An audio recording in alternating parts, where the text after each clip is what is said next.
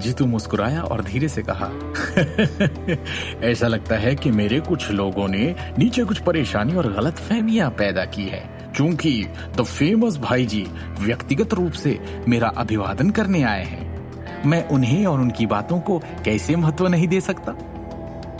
जीतू दादा ने अपनी उंगलियां तोड़ते हुए आदेश दिया, भाई जी के आदमी को जाने दो। उसके बगल में काले रंग के लोग तुरंत कारखाने के छोटे से कमरे से सूट में 6 पुरुषों को बाहर ले आए। ये वो पुरुष थे जिन्हें जगन ने पहले रैट को पकड़ने के लिए हरियाणा शहर भेजा था।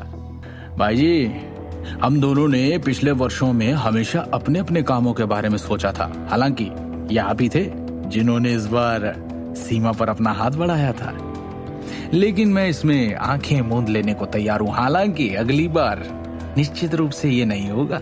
हाँ? जीतू दादा ने चाय की चुस्की लेते हुए ठंड से कहा, आप अपने आदमियों को ले जा सकते हैं और वापस जा सकते हैं। ये देखकर कि आपके दर्जनों भाई कैसे असहज रूप से बाहर इंतजार कर रहे हैं, क्यों ना मैं सभी के लिए एक साथ भोजन करने के लिए एक पूरा रेस्टोरेंट बुक कर दूं, क्योंकि हम एक दूसरे से शायद ही कभी मिलते हैं। हमें इस अवसर का लाभ उठाते हुए सोचना चाहिए कि हम एक दूसरे को बेहतर तरीके से जाने, अन्यथा आप इसी वक्त यहां से जा सकते हैं। जीतू दादा जगन के कार्यों के पीछे का अर्थ नहीं समझ सका। उसने अचानक अपने अधीनस्थों में से एक पर अपनी नजर क्यों रखी और यहां तक कि उसके पैसे की भी छीनने की कोशिश की। हालांकि वो सिर्फ इस छोटी सी बात के लिए जगन को मौत के घाट नहीं उतारना चाहता था। आखिरकार उसने इस मामले में एक लाइन छोड़ने की योजना बनाई थी ताकि वो भविष्य में फिर से मिल सके। जीतू दादा, आज मैं जिस व्यक्ति के लिए यहाँ आया हूं वो रैट है, जगन ने गंभीर अभिव्यक्ति के साथ कहा। उस पल जीतू ने अपनी आंखें सिकोड़ ली, क्योंकि एक ठंडी चमक उसकी गहराई को दर्शा रही थी। जीतू ने टेबल पर अपने हाथ में प्याला तोड़ दिया और ठंडे स्वर में कहा, रैट, मेहमानों को बाहर आकर मिलो। उसका रवैया साफ था। इस समय एक छोटा अधेड़ उम्र का आदमी जीतू दादा के पास से अचानक बाहर निकल आया। मुझे आश्चर्य है कि जगन भाई जी मुझे क्यों ढूंढ रहे हैं। हालांकि चूंकि आपके पास पूर्वी शहर में कोई शक्ति नहीं है, इसलिए आपको अपना सिर नीचे करना चाहिए और एक बार में यहां से वापस चले जाना चाहिए। रैट ने हाथ उठाया और बिना किसी डर के अहंकार से कहा। जगन के माथे की नसें उसके बढ़ते गुस्से में तुरंत बाहर निकल गई। हालांकि वो अपनी चाल चलना चाहता था। वो जानता था कि उसकी वर्तमान स्थिति में लड़ाई शुरू करना बुद्धिमानी नहीं होगी। तुम रैट हो?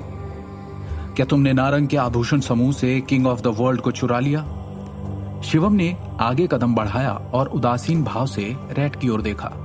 सर जी, ये जीतू दादा और रैट हैं। मैं आपके शब्दों को सुनूंगा चाहे कुछ भी हो, जगन ने शिवम के पीछे पीछे हटने से पहले स्पष्ट रूप से कहा। शिवम के लिए जगन भाई जी के सम्मान को देखकर जीतू दादा ने मुंह फेर लिया और पूछा, तुम कौन हो? शिवम गांधी, शिवम ने उदासीनता से कहा। मैं आपसे फिर से पूछता हूं, क्या इस समय दुनिया का राजा आपके कब्जे में है? King of the world Shivam Gandhi. अब धीरे धीरे जीतू की झिझक समझ आ रही थी, क्योंकि उसने बिंदुओं को जोड़ने की कोशिश की थी। वही तुम जैसे बेकार इंसान वास्तव में मुझसे इस तरह से बात करने की हिम्मत करता है? जीतू दादा एक मजाकिया भाव के साथ बेतहाशा हंसा। पहेली को एक साथ समेटने के बाद वो अंत में समझ गया कि उसके सामने वाला युवक लाखों के गहनों का टुकड़ा वापस लेने आया था। 2 दिन पहले अमिताभ नारंग का बेटा करण नारंग व्यक्तिगत रूप से उसे खोजने आया और उसे एक अच्छे सौदे से परिचित कराया था। उसके शब्दों के अनुसार नारंग समूह ने लाखों रुपयों से अधिक मूल्य के गहनों का एक टुकड़ा बनाया था। कंपनी से गहने चुराने में उसकी मदद करने के बदले में करण नारंग ने कहा कि जीतू अपने लिए जितने चाहे गहने रख सकता है। इसके बारे में सोचने के लिए एक पल लेने के बाद क्या उसका प्रस्ताव कम जोखिम वाला उच्च इनाम नहीं था? इस प्रकार उसने किंग ऑफ द वर्ल्ड के उत्तराधिकारी के साथ करण नारंग की सहायता के लिए तुरंत कुख्यात रैट की व्यवस्था की। कंपनी के अंदर किसी की मदद से उस गहने के टुकड़े को चोरी करना बेहद आसान होगा। हालांकि जीतू दादा ने कभी भी शिवम के इतने मूर्ख होने की उम्मीद नहीं की थी, क्योंकि उसने वास्तव में गहने के टुकड़े को वापस लेने के लिए सीधे शेर की मांद में आने की हिम्मत की थी। तुमने मुझे मेरे ही इलाके में मुझसे वो गहने का टुकड़ा मांगने और मुझे ललकारने की हिम्मत कैसे की?